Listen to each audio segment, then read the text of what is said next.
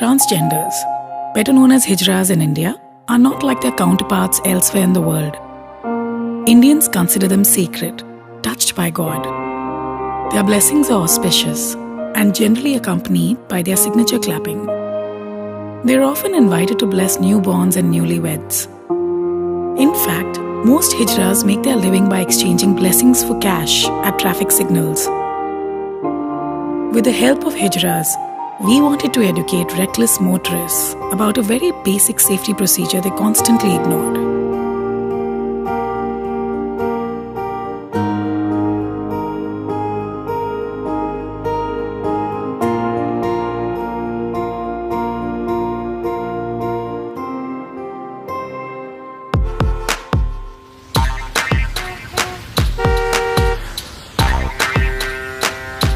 कृपया ध्यान दीजिए। Attention please.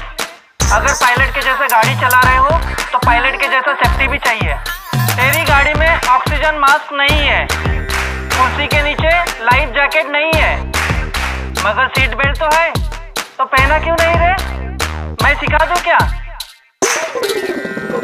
इधर से बेल्ट ले लो और अपने बॉडी के सामने से खींचो और जांघों के बाजू में ऐसा फिट कर लो।